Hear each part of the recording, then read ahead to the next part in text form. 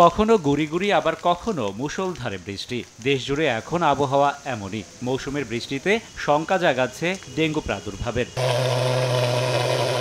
ডেঙ্গুর সম্ভাব্য ঝুঁকি বিবেচনায় শুরু হয়েছে নানা তৎপরতা। কীটনাশক ছিটিয়ে মশা মারার পাশাপাশি মশার প্রজননস্থল ধ্বংসে চলছে ভ্রাম্যমাণ আদালতের অভিযান, করা হচ্ছে জেল জরিমানাও। তবে দৃশ্যমান এমন তৎপরতার অধিকাংশই শহর কেন্দ্রিক। প্রশ্ন ওঠে, ডেঙ্গু কি শুধুই শহুরে রোগ?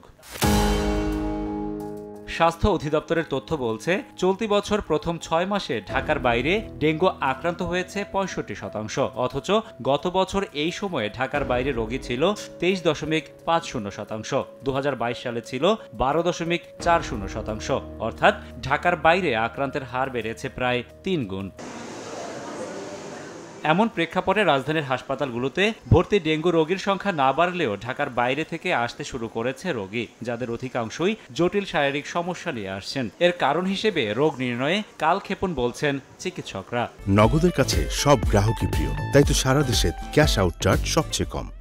পেটে ব্যথা ছিল, হালকা বমি বমি ভাব ছিল, হাত পা ব্যথা ছিল, খাইতে পারি না, বমি আসে, ওয়াশ মজাইতে হয় বারবার। এটা কয়েল জ্বালিয়ে রাত্রে মশাই টাঙায় শুতে হয়, কিন্তু গরম তাই আর মশাই টাঙায়নি। ঢাকার বাইরে থেকে যে রোগীগুলো আসে, যে দুইটা প্রবলেমের আছে। এক হলে অধিকাংশ সময় সঠিকভাবে ডায়াগনোসিস হয় না, ওরা অনেক পরে জানতে পারে।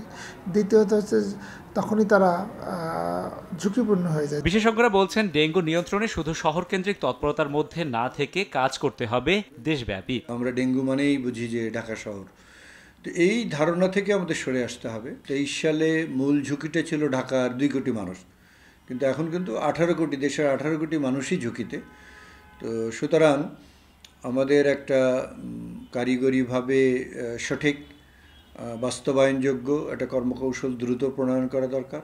চলতি বছর এরই মধ্যে সারা দেশে ডেঙ্গু আক্রান্তের সংখ্যা ছাড়িয়েছে ৩৫০০। মারা গেছেন ৪৪ জন। চিকিৎসকরা বলছেন, ডেঙ্গু হলেই যে আতঙ্কিত হয়ে ঢাকায় ছুটে আসতে হবে তার কোনো মানে নেই।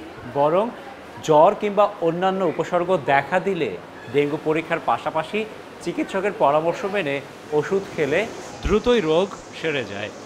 রাশেদ বাপ্পি, শুভ সংবাদ, ঢাকা।